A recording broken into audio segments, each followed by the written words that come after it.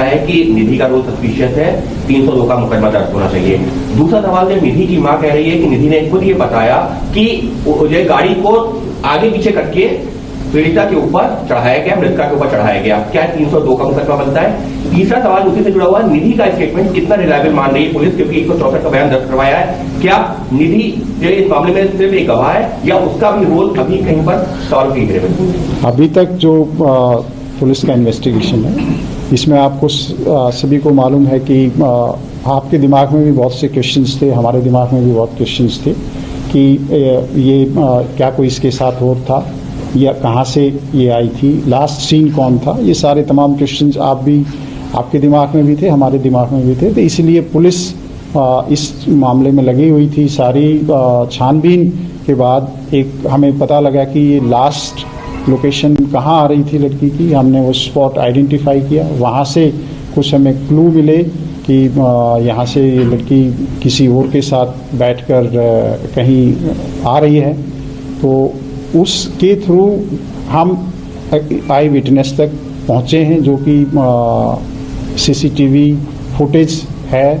इसके साथ साथ जहाँ पर ये दोनों लड़कियाँ थी, वहाँ पर जो होटल है उसका रिकॉर्ड है, उसका डॉक्यूमेंट्री एविडेंस है, इसके नाम बुक है, इसने बुक कराया है, उस तरह की डिटेल हमारे पास है।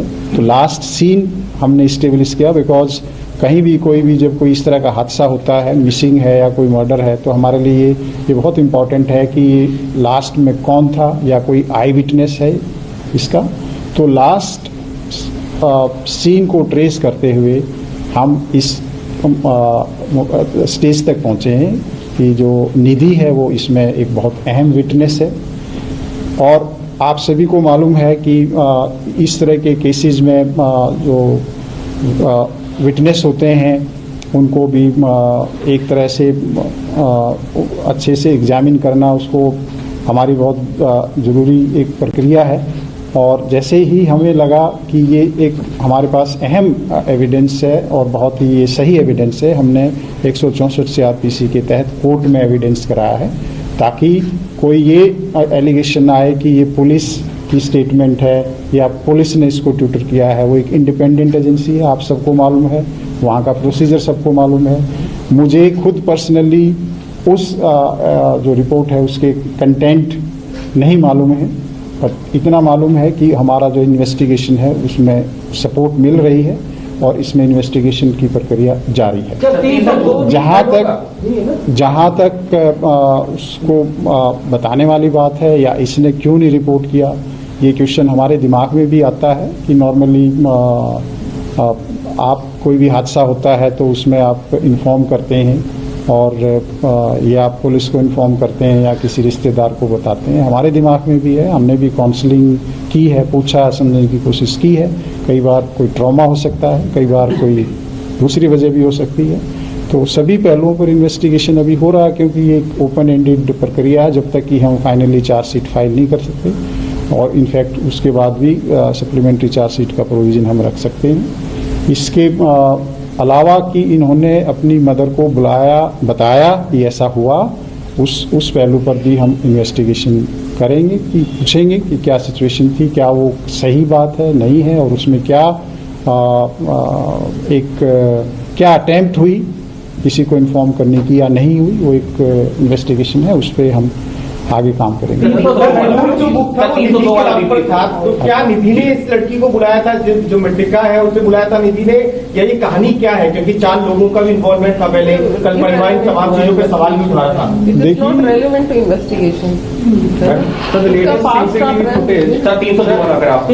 देखिए 302 का मामला कहीं से बन रहा है, क्योंकि परिवार यही मांग कर रहा है कि 302 का मामला बनना चाहिए। और जिस तरीके से जो चीजें सामने आ रही है, चाहे वो निधि क्या बयान हो, क्या नया सेक्शन ऐड हो सकता है क्या? देखिए, जिस तरह से हमारे पास अभी डिटेल आ रही है और इन्वेस्टिगेशन में हमें स्टेटमेंट्स के माध्यम से या दूसरा इंटरोगेशन के माध्यम से पता चल रहा है कि ये जो इंसिडेंट है, it's a very gruesome incident, और इसके लिए कि सही मायने में जो विक्टिम है, अंजलि है, उसको जस्टिस मिल सके, तो हमारे लिए ये बहुत ज़रूरी है कि हम जो एविडेंस है वो कड़े से कड़ा एविडेंस, सख्त से सख्त एविडेंस इकट्ठा करें और जो बिल्कुल सही अप्रोप्रिएट सेक्शंस हैं उनमें हम चार्जशीट तैयार करें। इसके लिए हमारे पुलिस अधिकारी बहुत जो एक्सपीरियंस्ड लोग हैं वो लगातार इस पे चर्चा कर रहे हैं और जो लीगल एक्सपर्ट्स हैं उनकी भी ओपिनियन ली जा रही है और इसमें एक स्पेशल पब्लिक प्रोसिक्यूटर भी अपॉइंट किया जा रहा है ताकि किसी भी तरह से ये जो केस है हमारे कोई ये कोलैप्स ना करे, फेल ना हो, कोई इसमें कोई लूप होल ना रह जाए, इन्वेस्टिगेशन पॉइंट ऑफ व्यू से and legal point of view से। 302 लगना या 304 लगना ये एक लॉ का मैटर है, इसमें मेरे चाहने से या किसी और के चाहने से बिना एविडेंस के, बिना फैक्ट एंड सर्कमस्टांसेस के नहीं हो सकता है। इसका पूरी तरह से उसके लिए, मर्डर के लिए आप सभी को मालूम है एक मोटिव होना बहुत ज़रूरी होता है, एक इंटेंशन होना बहुत ज़रूरी होता है। अभी तक का जो इन्वेस्टिगेशन है उसमें हम इस स्टेज पे नहीं पहुंचे हैं। जैसे कि मैंने आरंभ में बताया कि सीडीआर और सीसीटीवी के एनालिसिस से अक्यूज्ड और डिसीज्ड का कहीं कोई कनेक्शन हमें नहीं मिला है। इसके साथ साथ जो अक्यूज्ड हैं उनका और जो आई विटनेस है उसका भी कोई कनेक्शन हमें नहीं मिला है। कोई हादसा होता है और उसमें अगर कोई मोटिव या कोई एक इंटेंशन क्लियर कट ना हो तो उसमें 302 इस्टेब्लिश करना पुलिस के लिए एक बहुत बड़ा चैलेंज है। ये केस आप देखते हैं पहले भी इंसिडेंट हुए हैं, एक BMW का इंसिडेंट था, मैटर बहुत हाई लेवल सुप्रीम कोर्ट के लेवल तक जाता है। 304, 302, 304A ये लीगल इश्यूज हैं, पुलिस को जो लॉ के तहत कार्रवाई करनी पड़ती है। तो अभी तक का इन्वेस्टिगेशन क्लियरली इंडिकेट करता है कि 304 के लिए फिट केस है। उसके लिए भी हमें बहुत ही स्ट्रॉन्ग एविडेंस इकट्ठे करने हैं और वो काफ़ी कुछ हमारे पास आ चुके हैं और काफ़ी एविडेंसेस और अब हम इकट्ठा करेंगे। 304 कोर्ट में टिक पाएगा, इतने सबूत पुलिस इकट्ठा कर लेगी कि जो धाराएं लगाई हैं उनको कोर्ट में? मुझे पूरा विश्वास है कि जिस हिसाब से पुलिस ने इसमें इतना फास्ट इन्वेस्टिगेशन किया है और फर्स्ट कोई ही 5 अक्यूज अरेस्ट कर लिए गए थे और उसके बाद पोस्टमार्टम एग्जामिनेशन, उनका फॉरेंसिक एग्जामिनेशन, सारे जो एविडेंसेस कलेक्ट हुए हैं, पुलिस को पूरा विश्वास है कि हम इसमें एक बहुत ही स्ट्रॉन्ग केस बनाने में सफल होंगे। गाड़ी के नीचे कुछ फंसा हुआ ये कुछ पता चलता है? कब पता लगा?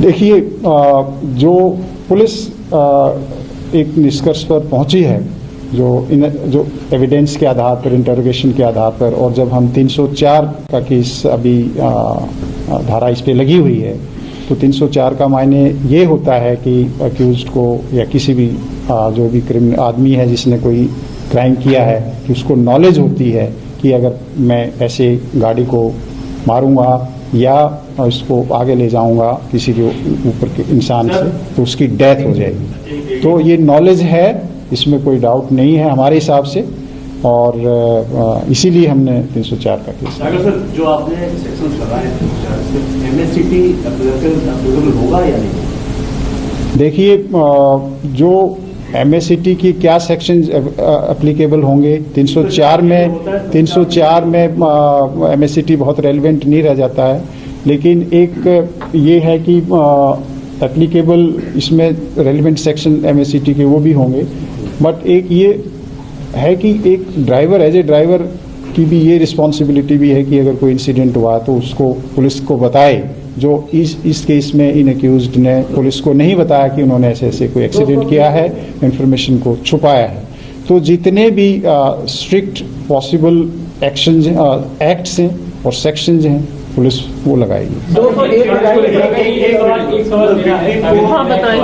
एक मिनट, आपको मैं मौका दे चुका हूँ। मेरे इन्वेस्टिगेशन हुआ है और आपको मिले हैं, उसके साथ लग रहा है कि सिंपल एक्सीडेंट नहीं है, कॉन्स्पिरेसी है।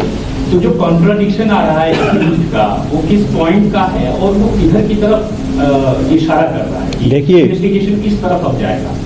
कॉन्स्पिरेसी इस चीज़ की नहीं है कि कोई मर्डर है। कॉन्स्पिरेसी है कि क्राइम किया है, उसको छुपाने में, उसको उस तरह से कि किसी को पता ना लगे, उस तरह की कनाइवेंस से 120B या 34 IPC की जो भी फाइनली इन्वेस्टिगेशन के दौरान एविडेंस आएगा उस पर हम